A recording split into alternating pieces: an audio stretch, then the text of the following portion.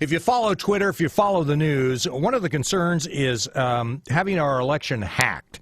People getting in to the election stream, the results, and, doing what they want with that. Shawn Tuma is with us, Scheef and Stone Cybersecurity. You can read his work at ShawnTuma.com. Shawn, how likely is it that somebody could hack into our election process? Is it all on the internet? What's the system, and how vulnerable is it?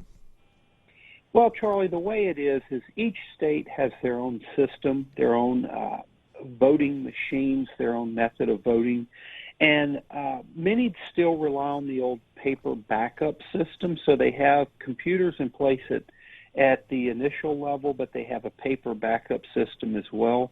But several states now have these digital machines where everything is done electronically over a computer, and those computers can certainly be hacked, and there's no backup for those machines. And so that's a serious problem. Well, wait a second. When we had the hanging chads in Florida, if you remember back to the Bush-Gore election, you mean to tell me that there are some states that there is no backup system like that? It's all electronic?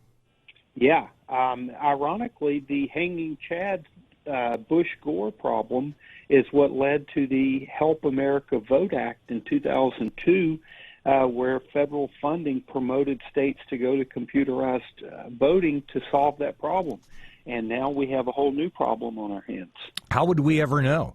Let's just take Indiana. I don't think that we're vulnerable to this because of our machines, but how would we know that the results from Indiana had been hacked?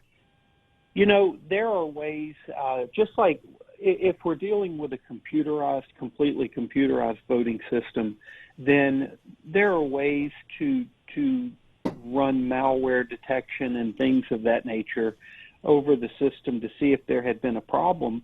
But then that leads to the question of, okay, let's say you find a problem. If you have no backup, what do you do then? Well, also, I can see where this would be a problem, too, because we run into this in reporting results in that we know what the results are oftentimes, but we wait to give them out because we don't want to influence some neighboring states or, neighboring counties. So if your whole system comes down in the state of Illinois and it takes far longer to get it back up, those votes could be influenced by a landslide. Absolutely. And the other thing is, we think of this as far as hacking into the system to manipulate the outcome. But they could be doing other things as well, like just slowing down the system, creating confusion at the polling places, and even things of that nature could influence the election because people would then not vote, or like you say, delay it long enough so that they're influenced by California votes coming in or something like that. Could you put a virus in the system? You're starting to scare me a little bit, Shawn. You could put a virus in the system that at 7 o'clock when the polls close, it just erases all the results.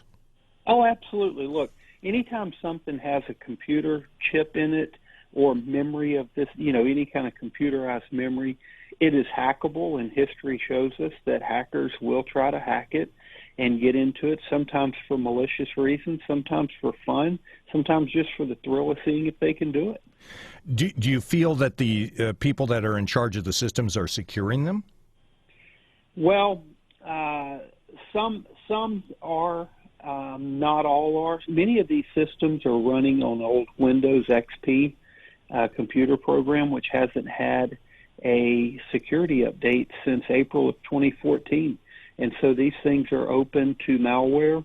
And, I think that the recent events with the DNC emails have raised a lot more awareness to this issue, but it's now a race against the clock to see how quickly they can get it done.